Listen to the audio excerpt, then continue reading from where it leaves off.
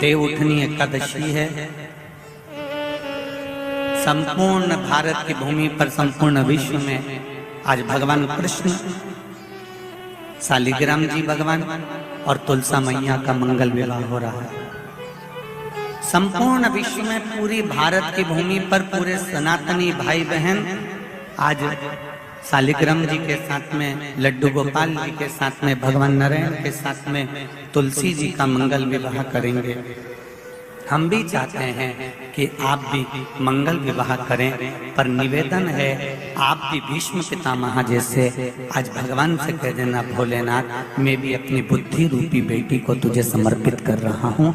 एक कर्म गति के कारण तू लूट बैठी, इतनी अच्छी थी, इतनी बढ़िया थी, पर केवल तेरे ललाट पर जो लिखा हुआ था कर्म की गति का खेल लिखा हुआ था, उसने तुझे अच्छे से बुरा बना दिया।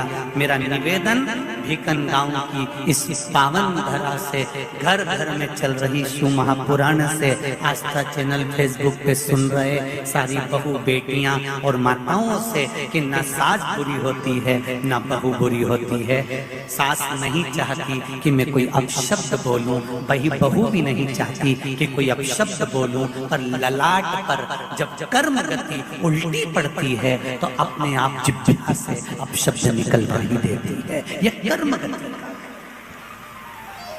अब ऐसे समय पर क्या करोगे आप?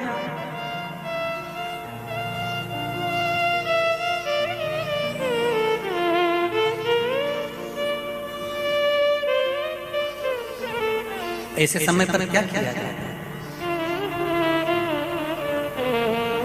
कार्तिक महीने में 2 वस्त्र की महत्वता होती है। ध्यान लगाना जरा, जितनी भी माताएं बैठी हैं, चाहे वो सासू माँ हो चाहे बहुएं हो, बेटियां भी कभी ना कभी बहू बनेंगी और आप भी कभी ना कभी सास बनेंगे, स्मरण रखें। कार्तिक महीने में 2 वस्त्र का विधान है, एक पीले कलर का वस्त्र और एक लाल कलर का वस्त्र।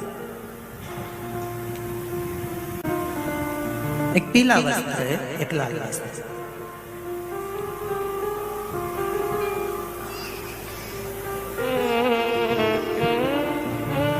आज देवउठनी एकादशी है। ऐसी कोई माता नहीं होगी जो अपने घर में तुलसी जी का पूजन नहीं करे।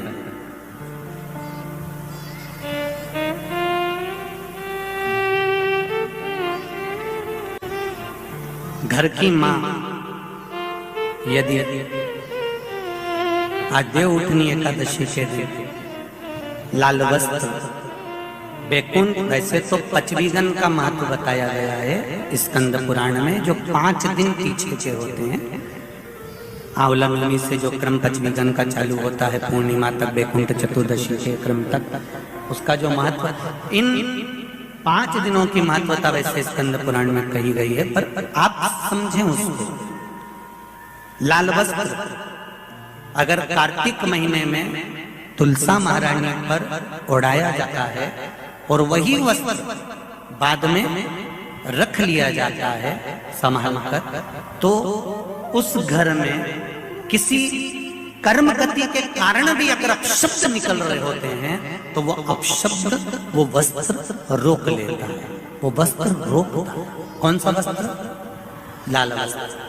पीला वस्त्र इन 5 दिन में अगर तुलसा महारानी को चढ़ाया जाता है और उसको रखा जाता है, तो जिस नारी के गर्भ से संतान नहीं भी हो रही होती है, उसके कक्ष में अगर वो वस्त्र कुछ दिन तक रखा रहता है तो ये निश्चित आती है कि गर्भ ठहरता जरूर है। ये पीले वस्त्र की और लाल वस्त्र की महत्वता कार्तिक महीने में। अब कई माताएं कहती हैं कि हमारे पास में लाल वस्त्र नहीं है, हमारे पास में इतना नहीं है, तो लाल कलर का लच्छा भी तो आता है, नाड़ा, बोलो आता है कि नहीं आता? लाल, तुम्हारे घर में सिलाई करने का लाल कलर का धागा तो होगा ना कि नहीं होगा? लाल कलर का लच्छा तो होगा, नहीं होगा सफेद कलर का धागा तो होगा, उसको कंकु में लाल कर, पर उस वस्त्र की महत्वता को हम समझें।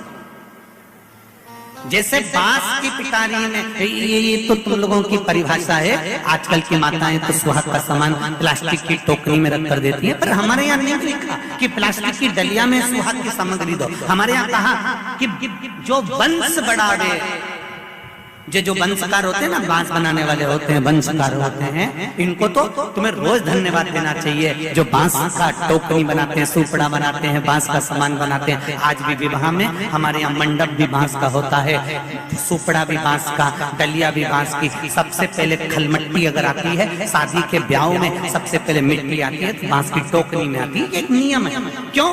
क्योंकि जिसकी शादी में मट्टी, इधर लाते मट्टी, जिसकी शादी में मट्टी बांस की डलिया में आती है, उसको संतान के लिए डॉक्टर को दिखाने की जरूरत नहीं पड़ती।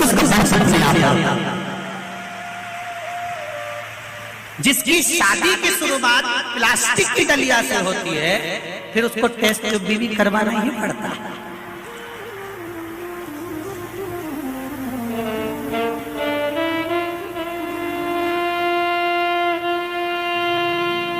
ये कुछ हमारे शास्त्रों के नियम है। अब आप उसको समझो ना समझो, चाहे उसके ऊपर हंसो, चाहे कुछ भी कहो। आप चाहो तो थोड़े दिन बाद कह देना, बताओ शिवर वाला महाराज तो पगले जैसी बात करता है, तो उसमें कोई दिक्कत वाली बात नहीं है।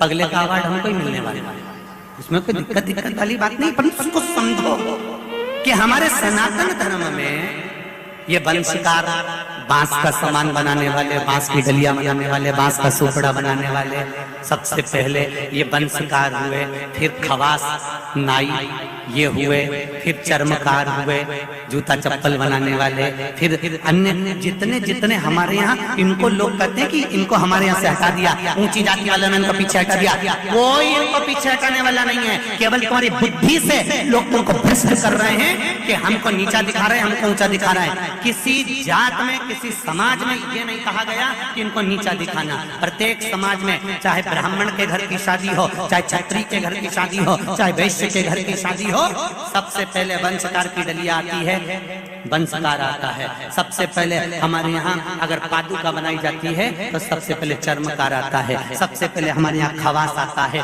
पहले इनको लाकर बिठाया जाता है। पहले संबंध भी सेठ खुद नहीं जाता था करने के लिए, खवास जाता था, वंशकार जाता था, ये जाते थे, संबंध पक्का कर आते थे और शादी हो जाती थी। ना लड़का देखता ना लड़की देखती। ये सब बाद में चालू हुआ। अब दुनिया के लोगों ने अपनी राजनीति को अखाड़ा बनाने के लिए कह दिया कि ये समाज नीची हो गई, ये समाज ऊंची हो गई, इसको पिछड़ा में कर दिया, इसको उसमें कर दिया। कोई नहीं कर रहा किसी को। भगवान की ये पोथी रखी है शिव महापुराण की, जिस पे रखी है, इसके 4 पाए, 1 2 3 और ये 4, ब्राह्मण क्षत्रिय वैश्य शूद्र, ये 4 पाए पर मेरी शिव महापुराण की पोथी रखी हुई है। कोई साधारण है?